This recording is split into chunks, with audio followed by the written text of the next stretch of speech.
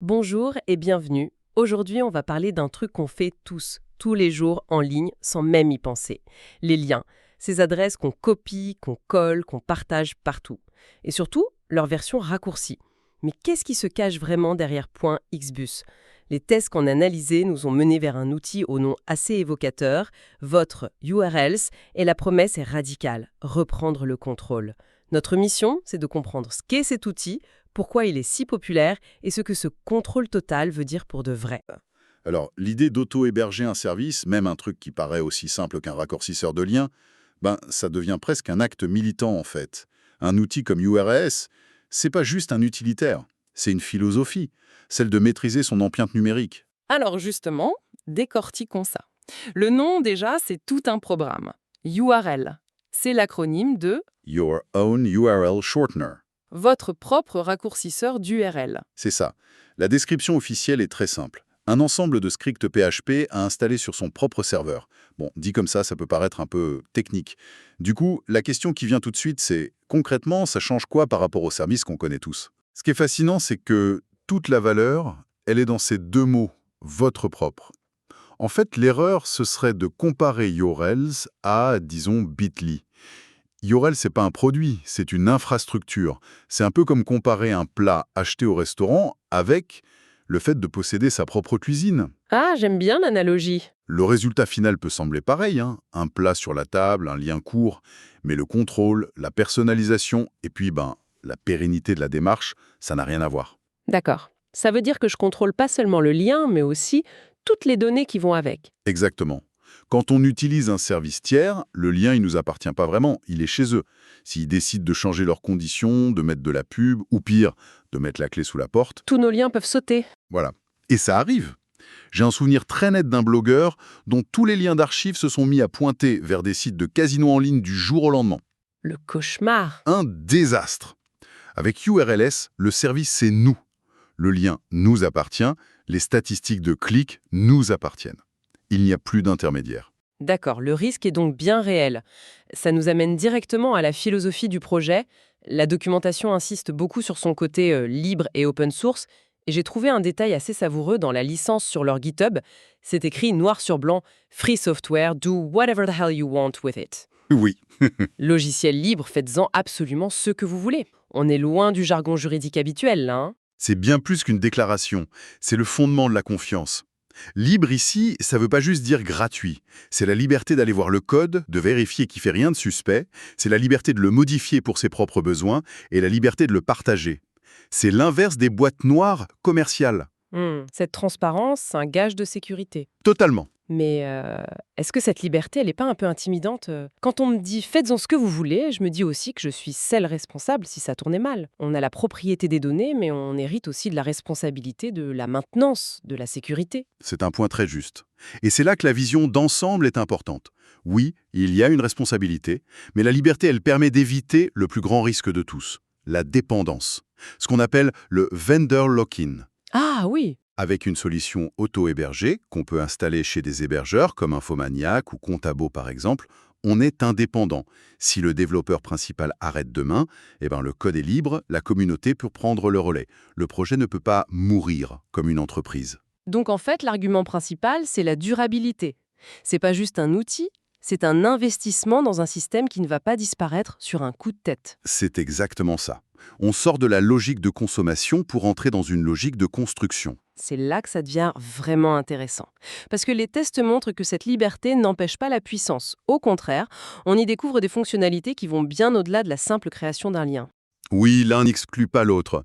La plateforme fournit des outils d'analyse très poussés. On peut suivre le nombre de clics, bien sûr, mais aussi leur évolution dans le temps, la provenance géographique des visiteurs et surtout les referrers, c'est-à-dire les sites depuis lesquels les gens ont cliqué. Et ça, pour quelqu'un qui gère une campagne marketing ou un blog. C'est une mine d'or d'informations. Et la différence fondamentale, c'est que ces données, elles sont sur notre serveur. Elles sont à nous, pas chez Google. Les tests mentionnent aussi les bookmarklets et l'API. Alors, le bookmarklet, c'est assez clair, c'est ce petit favori pour raccourcir une page en un clic. Mais l'API, pour le commun des mortels, qu'est-ce que ça change vraiment? L'API, c'est ce qui transforme URLs d'un outil personnel en une plateforme professionnelle. Il faut l'imaginer comme une sorte de télécommande qui permet à d'autres logiciels de parler directement à notre service URLS, sans intervention humaine. D'accord. Par exemple, un blog pour automatiquement dire « Salut URLS, je viens de publier un article, voilà l'adresse, crée-moi un lien court ». Et hop, c'est fait. On peut l'intégrer partout. Newsletter, réseaux sociaux, c'est la porte ouverte à l'automatisation. Et c'est ça sa grande force. Une interface simple pour un usage quotidien et cette puissance sous le capot pour les pros. Donc on a un outil libre qui nous donne le contrôle, qui est puissant. Mais il y a un autre aspect qui semble essentiel dans son succès. La documentation parle d'une architecture de plugins formidable et de dizaines de plugins. On a l'impression que l'outil de base, c'est juste la fondation. C'est un choix de conception très intelligent. Le cœur du logiciel reste simple, léger, efficace. Et ensuite, comme avec des briques de Lego, chacun ajoute les fonctionnalités dont il a besoin. On veut générer un QR code pour chaque lien, il y a un plugin pour ça. On veut une redirection différente si l'utilisateur est sur mobile, plugin. C'est de la personnalisation à la carte. Ça évite d'avoir une usine à gaz. Et qui crée ces plugins? Est-ce que c'est l'équipe de base? Les tests parlent d'une ressource qui s'appelle Awesome URLs. Et c'est là que la magie de l'open source opère. Awesome URLs, c'est une liste maintenue par la communauté. Elle référence les meilleurs plugins, les meilleurs outils, les meilleurs guides. C'est le résultat de l'intelligence collective. Ça montre qu'il n'y a pas juste un logiciel, mais une vraie communauté vivante et active autour. Ce qui nous amène à cette communauté, justement, les chiffres sur la page du projet sont assez éloquents. Plus de 100 contributeurs au code, c'est énorme. Des milliers d'étoiles, ce qui est un signe de reconnaissance. On sent qu'il y a une vraie dynamique. La communauté ne se contente pas de maintenir le code, elle organise l'écosystème. Parfaitement. Cette communauté, c'est le filet de sécurité. C'est elle qui garantit qu'on trouvera de l'aide sur un forum si on est bloqué ou qu'une faille de sécurité sera vite repérée. Et il y a un dernier point, très moderne, le projet a un modèle de financement transparent via des plateformes comme Open Collective. Ah oui, on peut soutenir financièrement le projet. Voilà, particuliers, entreprises, tout le monde peut contribuer. Mais pourquoi est-ce si important de financer un logiciel qui est déjà fini et gratuit? Parce qu'un logiciel, en fait, n'est jamais fini. Le web évolue tout le temps, de nouvelles versions de PHP sortent, de nouvelles failles de sécurité sont découvertes, le travail de maintenance, il est continu. La santé d'un projet open source, elle se mesure aussi à sa capacité à financer cette maintenance sur le long terme. Ce modèle de financement, c'est un gage de sérieux. Ça montre une volonté de s'inscrire dans la durée. Alors si on rassemble toutes les pièces, on est parti d'un simple outil pour raccourcir des liens et on arrive à quelque chose de bien plus grand. URLs, c'est pas un simple utilitaire, c'est une plateforme open source complète, soutenue par une communauté forte qui offre un contrôle total sur ses données, des outils d'analyse privée et une flexibilité immense. C'est une excellente synthèse.